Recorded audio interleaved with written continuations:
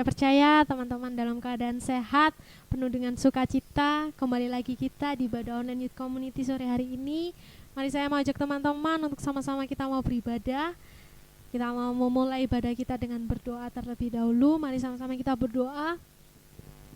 Tuhan Yesus, terima kasih Tuhan, kami bersyukur karena Engkau masih memberikan kami kesempatan untuk kami bisa sama-sama beribadah Tuhan, walaupun kami terpisah oleh jarak, tapi kami percaya Engkau selalu menyertai setiap kami, Engkau selalu memberkati setiap kami, bahkan Engkau menyatukan setiap hati kami, hidup kami, pikiran kami hanya tertuju pada Engkau. Berkati ibadah kami Tuhan dari awal sampai akhirnya nanti, kiranya Tuhan melawat kami, Engkau menyentuh setiap hati kami Tuhan Yesus. Terima kasih Tuhan Yesus, hanya di dalam nama Tuhan Yesus Kristus. Haleluya, amin. Mari sama-sama kita memuji Tuhan.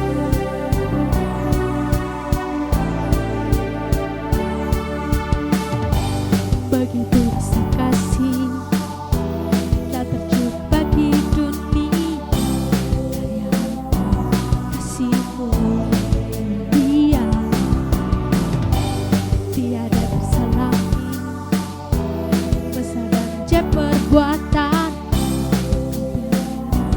hidupmu diriku, tiada yang seperti-Mu berkuasa selamanya. Ku puji Kau selalu.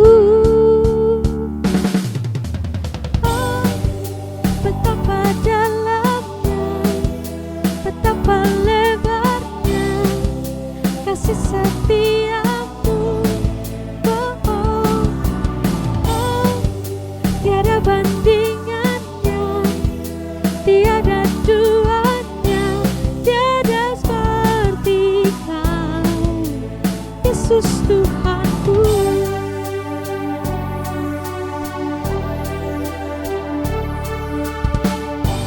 Begitu besar kasih tak terjua bagi dunia,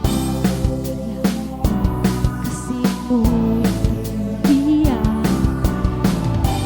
tiada tersalangi, besar dan ajaib perbuatan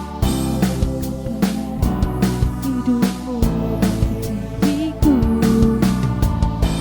tiada yang seperti-Mu, Kau berkuasa selamanya. Ku puji Kau selalu. Oh, betapa dalamnya, betapa lebarnya kasih setiamu. Oh, oh, oh, tiada bandingannya, tiada duanya, tiada seperti Kau, Yesus Tuhanku. Anugerah-Mu selalu baru, tiada berkesudahan. Anugerah-Mu selalu baru, tiada berkesudahan. Oh, betapa dalamnya, betapa lebarnya kasih setiamu. Oh, oh, oh, tiada bandingannya, tiada duanya, tiada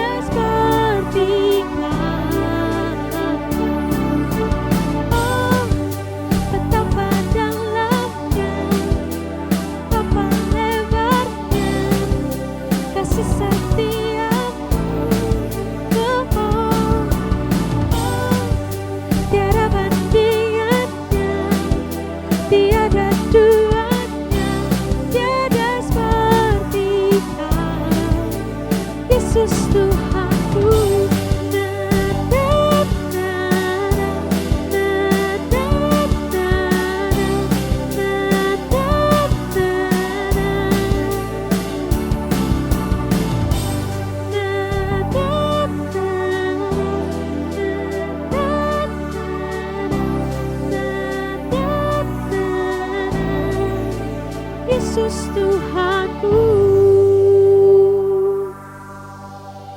Amin. Begitu besar kasih-Nya Tuhan untuk setiap kita. Bahkan kita percaya bahwa Tuhan Yesus selalu ada dalam hidup kita. Tuhan Yesus selalu menyertai setiap kita.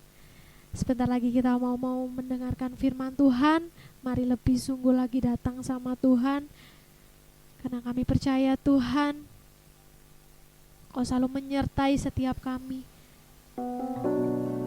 Bahkan Engkau selalu ada dalam hidup kami, Tuhan Yesus. Terus pegang erat tangan kami, Tuhan. Jangan pernah meninggalkan kami sedetik pun, Tuhan Yesus. Kaulah penulis hidupku,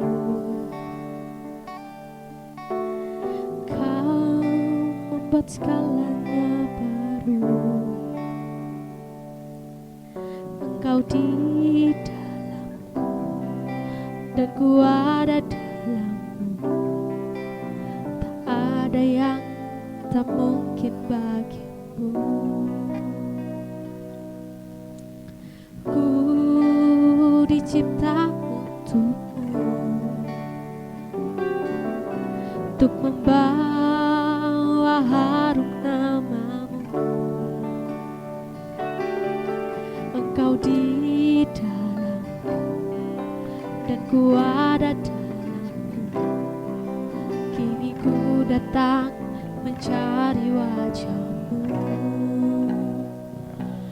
mengasihi-Mu selalu dengan segenap hatiku, mencintai seluruh perbuatan-Mu, mengabdikan hidupku sesuai rencana-Mu. Ku mau menyembah-Mu sampai akhir hayatku. Kau memahami hatiku, hanya Kau yang mengertiku selalu. Engkau di dalamku dan ku ada dalammu. Kini ku datang mencari wajah-Mu,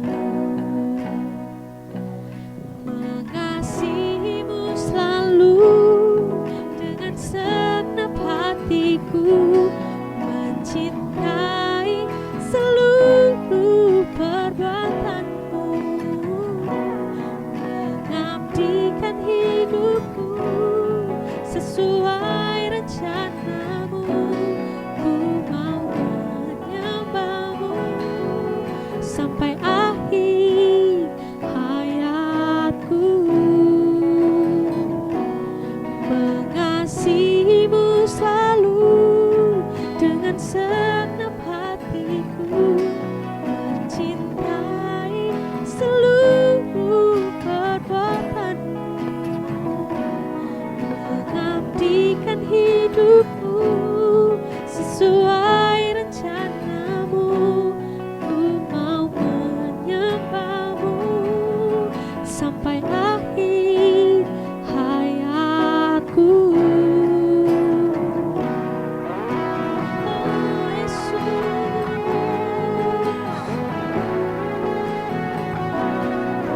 kami sembah Engkau. Oh Yesus Tuhan, haleluya. Oh Yesus Tuhan, kami sembah Engkau, kami mengasihi-Mu.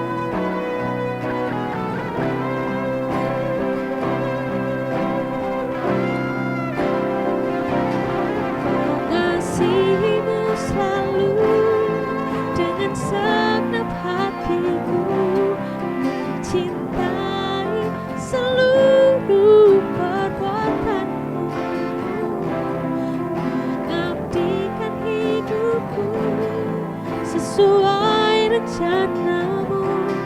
Ku mau menyembah-Mu sampai akhir hayatku.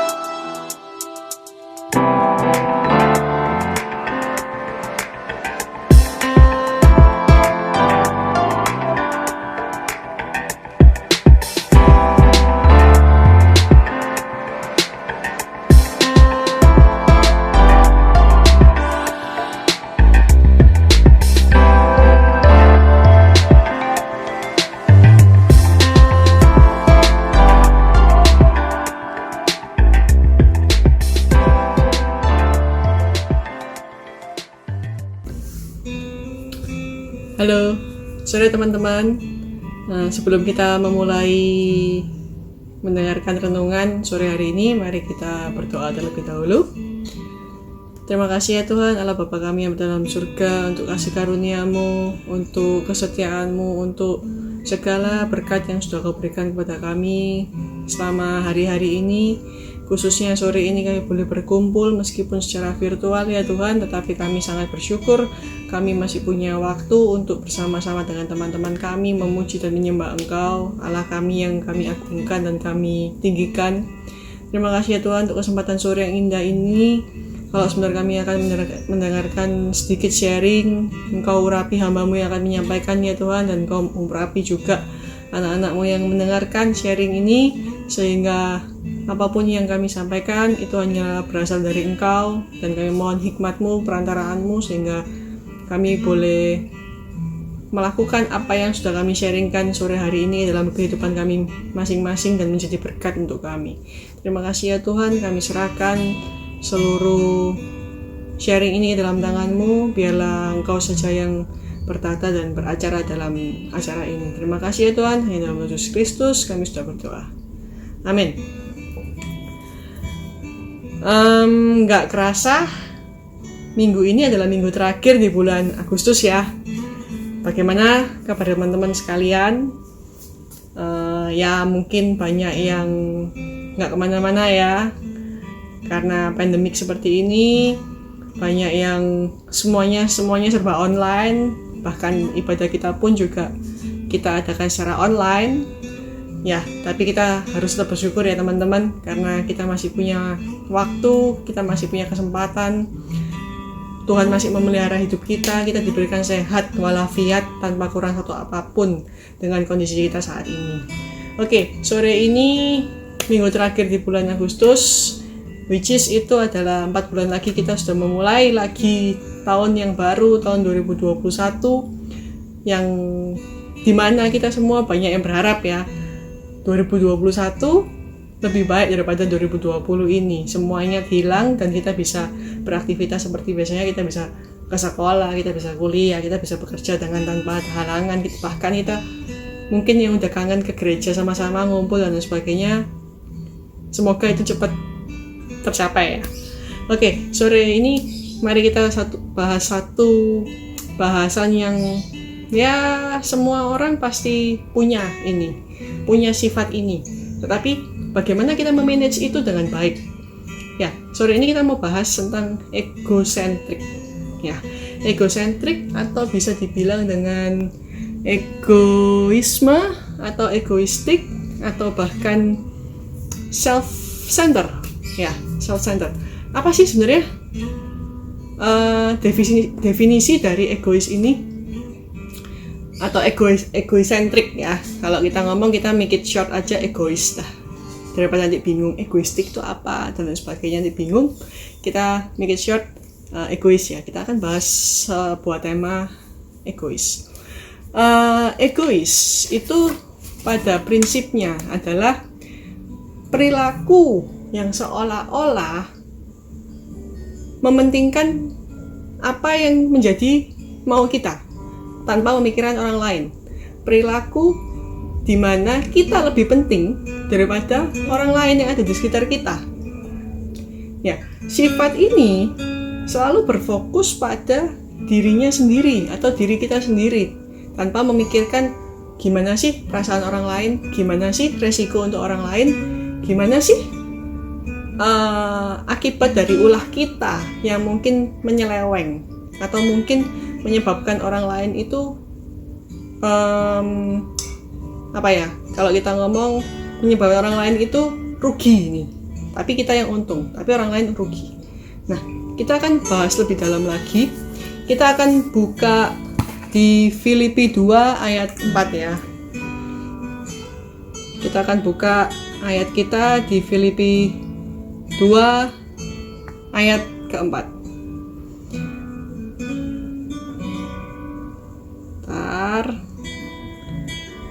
Saya akan bacakan ayat kita, Filipi 2 ayat yang keempat. Dan janganlah tiap-tiap orang hanya memperhatikan kepentingannya sendiri, tetapi kepentingan orang lain juga. Ya, di sini jelas, di ayat ini kita jelas diberitahu kita nggak boleh, kita sebagai manusia itu pasti mempunyai sifat egois. Sifat itu pasti ada semua. Mungkin cuma kadarnya, mana yang lebih kecil, mana yang lebih besar. Nah, di ayat ini Tuhan menyebutkan ke kita harus mementingkan juga kepentingan orang lain di atas kepentingan kita. Kenapa sih orang itu bisa mempunyai sifat egois? Kenapa sih orang itu bisa menjadi egois, menjadi mau gue? Bahasa gaulnya gue lu. Ya enggak? Kalau anak-anak muda bisa bilangnya seperti itu, gue lu. Pokoknya mau gue. Lu sih enggak gue urus ya. Yang pertama mungkin bisa disebabkan dari trauma masa lalu. Trauma masa lalu contohnya nih ya, simple aja. Anak-anak muda kalau pacaran, saya lihat kebanyakan pokoknya nempel terus kemana-mana sama pacarnya. Nggak peduli nilainya jelek, nggak peduli mamanya moring-moring, marahin dia, mau kayak apa. Pokoknya pacarnya terus. Nanti suatu saat jeger, tiba-tiba putus ada sesuatu, padahal dia sudah mengorbankan begitu banyak untuk pacarnya, itu pasti akan menjadi trauma tersendiri untuk orang ini. Sehingga apa? Nantinya kalau dia punya pacar yang baru atau teman dekat yang lain, akhirnya dia nggak akan, mungkin dia akan melakukan hal yang egois. Pokoknya aku seneng, pokoknya aku tidak merasa, aku tidak terlukai seperti sebelumnya. Nah, itu bisa jadi salah satu dari penyebab orang menjadi egois itu kenapa. Selanjutnya kita lihat balik lagi ke habit seseorang. Habit yang saya maksud di sini adalah kebiasaan-kebiasaan apa yang dilakukan seseorang itu di keluarganya. Misalnya dari kecil, karena dia anak pertama, biasanya kebanyakan anak tunggal itu kan selalu dimanja, semua disediakan, semua di provide. Pokoknya anak ini nggak boleh sampai kesusahan untuk mencari sesuatu. Ini bisa mendidik anak ini untuk egois ke depannya. Kenapa? Karena dia merasa ya pokoknya aku dari kecil semua di provide. Jadi once aku minta ini harus ada, aku minta ini harus ada. Itu adalah penyebab kedua orang menjadi egois ya. Nah, selanjutnya orang tuh kadang merasa dirinya selalu benar, sesuai dengan pemikiran dirinya sendiri. Dia merasa enggak, aku ini paling benar. Pokoknya aku punya rule seperti ini, ya aku mau jalanin dan orang-orang harus ngikutin apa mauku. Biasanya seperti ini kejadian kebanyakan di organisasi yang mempunyai banyak orang dan melibatkan banyak orang, ya. Seperti kayak OSIS kalau masih SMA SMP. Kalau di fakultas mungkin BEM, HMC. Saya nggak tahu ya. Omongan tuh masih sama atau enggak. Kalau yang dulu-dulu tuh namanya senat, seperti itu, himpunan mahasiswa jurusan dan lain sebagainya. Begitu kita memimpin sesuatu organisasi, akan terlihat karakternya. Orang ini egois atau enggak sih? Dari apa? Dari seperti tadi, dia menganggap dirinya benar dan dia tidak mau mendengarkan pendapat dari orang lain. Nah, itu salah tiganya penyebab dari egois ya. Nah, yang keempat, orang ini tidak menghidupi dan tidak menjalankan kebenaran firman Tuhan.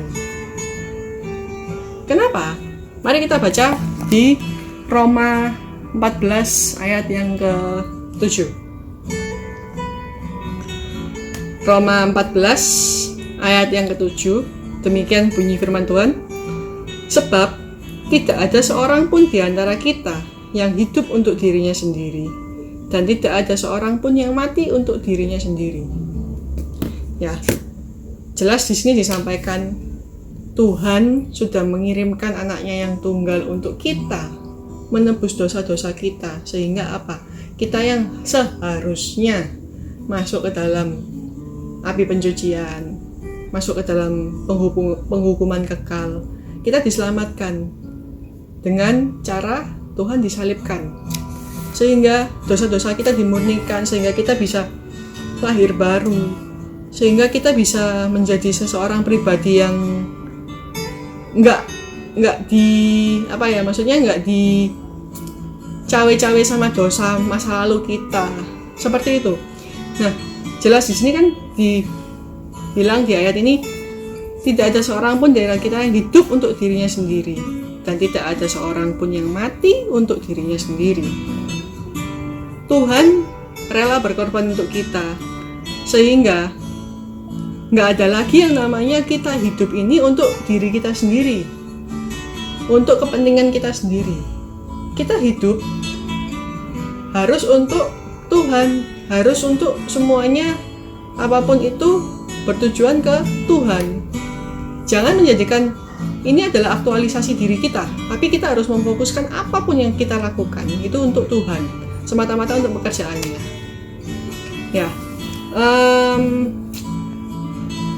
pasti kalian banyak yang tahu ya, ego itu apa? Ego itu berkaitan rekat dengan apa sih? Ego itu berkaitan rekat dengan aku, keakuan yang ada di setiap diri manusia, yang itu harus kita basmi, itu yang kita harus taklukkan. Dengan cara apa? Kita harus menghidupi firman Tuhan. Kita harus cek apakah kita punya dosa masa lalu yang masih kita bawa, atau kita masih punya sakit hati yang masih membebani kita, yang menjadikan kita pahit, sehingga apa yang keluar dari diri kita itu suatu keegoisan yang mementingkan diri kita sendiri. Orang egois itu akan menyebabkan kekeosan. Orang egois itu tidak akan ada damai sejahtera.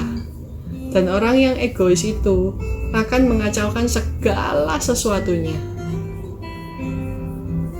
Kita buka ayat di Yakobus 3 ayat 16. Yakobus 3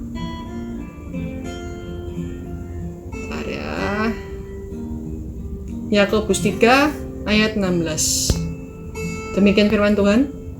Sebab di mana ada iri hati dan mementingkan diri sendiri, di situ ada kekacauan dan segala macam perbuatan jahat. Ya, di situ ada kekacauan dan segala macam perbuatan jahat. Yang dikarenakan apa? Yang dikarenakan karena mementingkan diri sendiri. Egois itu tidak akan membawa berkat kok untuk kita, percaya saja. Malah membuat kita semakin nggak karu-karuan hidup kita, jauh dari Tuhan. Kita nggak lagi bisa mendengarkan apa yang maunya Tuhan buat kita lakukan. Kita nggak lagi bisa tahu gimana sih direction Tuhan untuk kita, apa sih visi Tuhan untuk kita.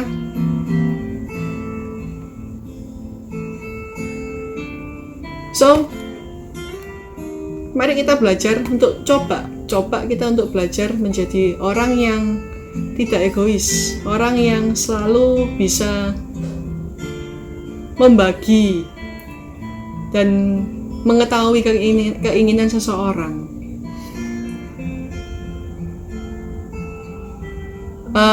Di sini untuk nextnya kita akan coba bahas gimana sih kita pada dasarnya manusia itu punya egois kok. Kenapa? Karena manusia itu jatuh ke dalam dosa. Yang saya bilang di awal. Karena kita awalnya adalah manusia berdosa, dan Tuhan mengirimkan anaknya untuk menebus dosa-dosa kita, sehingga kita yang penuh dengan dosa ini bisa bersih dari dosa, bisa lepas dari dosa kita, dan menghidupi firman-firman Tuhan. Manusia diberi pilihan sama Tuhan. Dia mau mengikuti egonya sendiri, atau dia mau mengikuti pilihan Tuhan. Hidup harus balance. Ya, kita nggak boleh nih, oh aku mau mencoba untuk tidak egois, aku mau mementingkan kepentingan orang lain, tetapi ujung-ujungnya itu membuat kita menderita, itu membuat kita menelantarkan apa yang kita kerjakan. Contohnya, misalkan ada dua sahabat nih, sahabat A dan sahabat B. Yang A ini sangat mau untuk mengorbankan dirinya untuk sahabat B, tetapi di lain sisi sahabat A ini sampai menelantarkan nilai-nilainya, menelantarkan PR-nya, menelantarkan pekerjaannya, bahkan mungkin menelantarkan pelayanannya khusus demi untuk mementingkan apa yang menjadi kepentingan sahabatnya yang B ini. Itu nggak boleh, itu juga nggak boleh. Jangan sampai tujuan kita untuk membantu atau mementingkan kepentingan orang lain itu menghancurkan kita sendiri. Jangan sampai seperti itu. Intinya hidup kita harus balance ya. Ukuran kita untuk mengasihi orang lain itu adalah sebagaimana kita mau mengasihi diri kita sendiri. Contohnya nih, simple thingnya.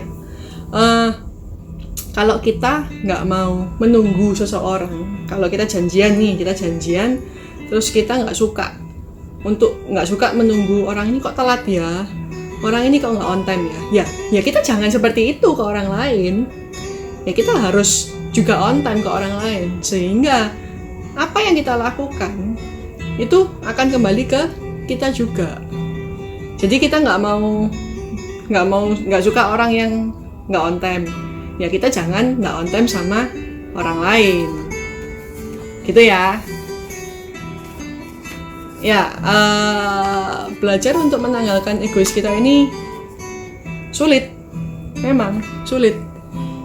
Caranya bagaimana sih untuk kita bisa balancekan apa yang ada di hidup kita?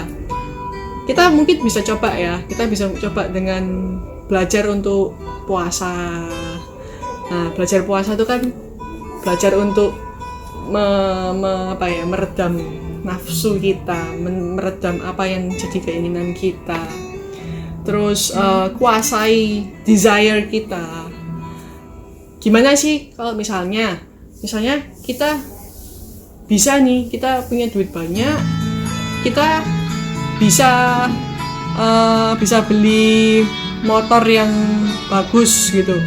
Nah, jangan beli yang paling bagus, belilah yang nomor 2 kayak atau nomor 3. Jadi itu salah satu cara kita untuk kita bisa meredam desire kita, belajar untuk mengendalikan diri kita, seperti itu ya.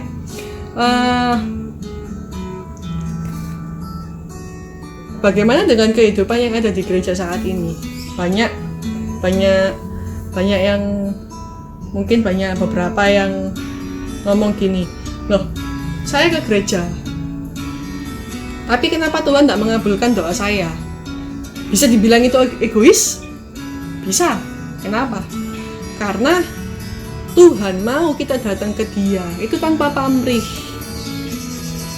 Tuhan mau kita datang ke Dia untuk mengikuti apa yang Tuhan kasih, direction apa yang sudah Tuhan taruh untuk setiap kehidupan kita pribadi masing-masing. Bukan untuk Tuhan yang kita paksa menuruti kemauan kita, tapi kita yang mengikuti kemauannya Tuhan.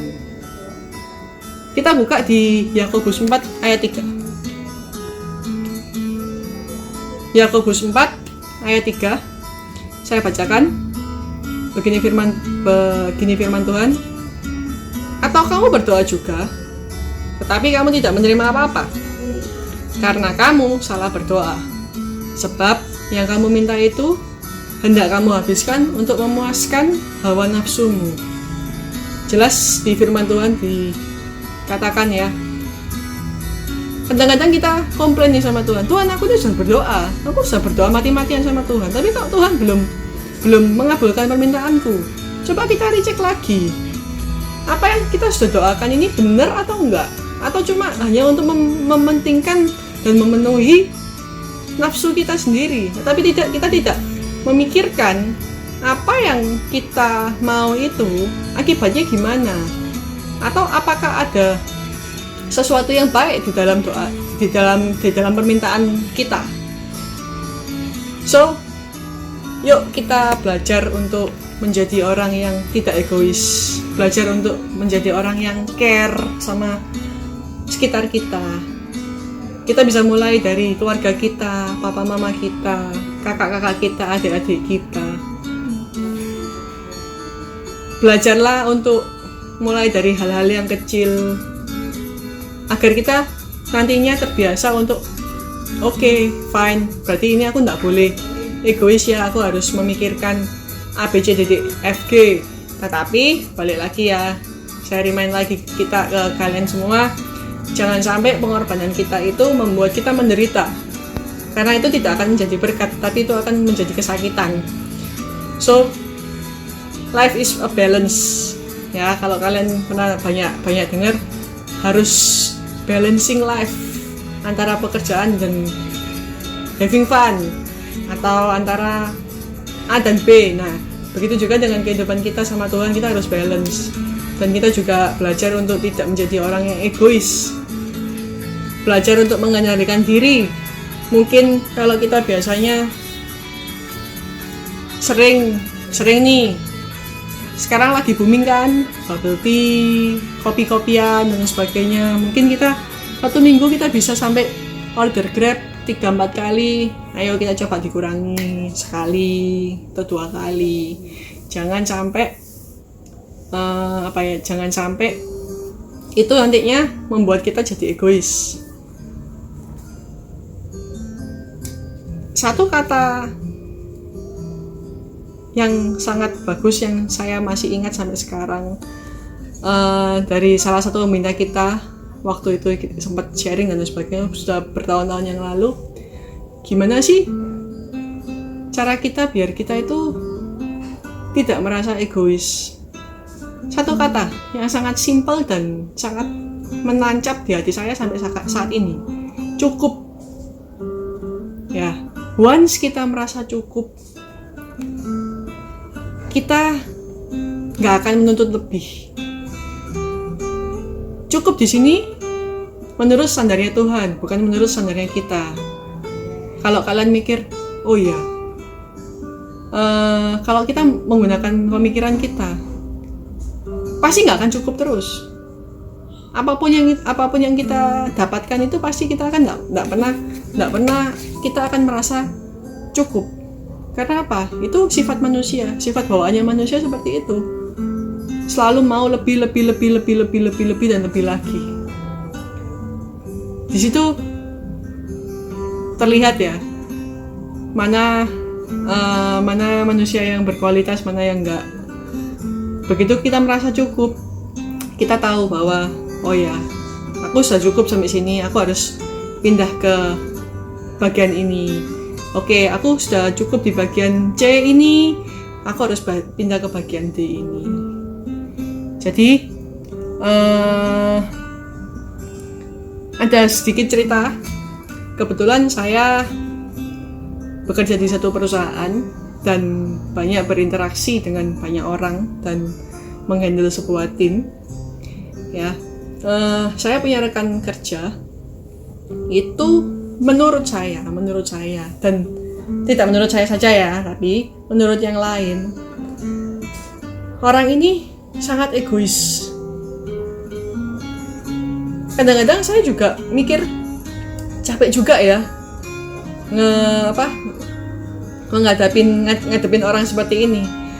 Dia tuh pokoknya maunya pokoknya apa yang membuat dia untung, ya itu dilakuin. Dia nggak mikirin gimana ya nanti ke depannya, gimana ya nanti ke belakangnya, gimana nanti menguntungkan atau enggak untuk orang lain atau enggak. Dia selalu berpikiran pokoknya apa yang dia mau semua orang harus selalu nurutin. Oke, fine. Beberapa kali kita coba atur, kita coba ikutin. Kadang-kadang ada konflik juga di sini dengan menjaga perasaan. Kita nggak mau berdebat, kita nggak mau ada konflik dengan seseorang. Makanya itu kita selalu mengikuti apa maunya dia. Tapi semakin kesini saya semakin belajar. Nggak baik untuk seperti itu. Nggak baik untuk selalu mengorbankan diri kita, selalu mengikuti apa yang orang itu mau, sehingga orang ini semakin hari semakin menjadi, dan at some point kita sendiri yang menjadi lelah dan akhirnya kita marah. Saya sempat mengalami seperti itu. Jadi setiap ada acara di kantor atau dan sebagainya, orang ini tidak pernah mau untuk membantu arrangement. Jadi dia maunya pokoknya enak tok. Nah, oke, akhirnya kita coba untuk handle bagiannya dia. Once kita cuma minta tolong ya list, misalkan nih list undangannya tolong di collect ya ke Eden jam 1 siang. Selalu nggak pernah tepat waktu, dan selalu dia sendiri yang selalu telat gitu loh anggapannya. Nah, lama-lama awal-awal mungkin saya masih bisa handle ya, tapi lama-lama capek juga loh seperti itu. Nah, lewat sharing sore ini saya jadi terbuka juga pikiran saya. Oh ya, kalau kita mengorbankan diri kita sendiri sampai kita sendiri yang menderita, itu nggak bagus. So, teman-teman, anak-anak muda sekalian semua, mumpung kita masih muda, masih banyak kesempatan, yuk kita lebih menghidupi lagi firman Tuhan, lebih lagi dalam mengikuti proses yang Tuhan mau untuk kita. Nggak cuma kita menuntut Tuhan, tapi kita coba tanya apa maunya Tuhan dalam hidup kita, sehingga rencana Tuhan itu pas buat kita, pas untuk setiap masing-masing pribadi kita, sehingga apa yang kita lakukan itu bisa membuahkan berkat dan memberkati sekitar kita. Oke, mari kita berdoa menutup sharing kita sore ini. Terima kasih ya Tuhan Allah Bapa kami yang berada dalam surga. Terima kasih untuk kesempatan yang indah sore ini kami boleh sharing satu dengan yang lain meskipun lewat virtual. Kami boleh mengikuti ibadah online meskipun lewat virtual. Tuhan, kami percaya kondisi ini akan segera cepat kami lalui dengan perantaraanmu.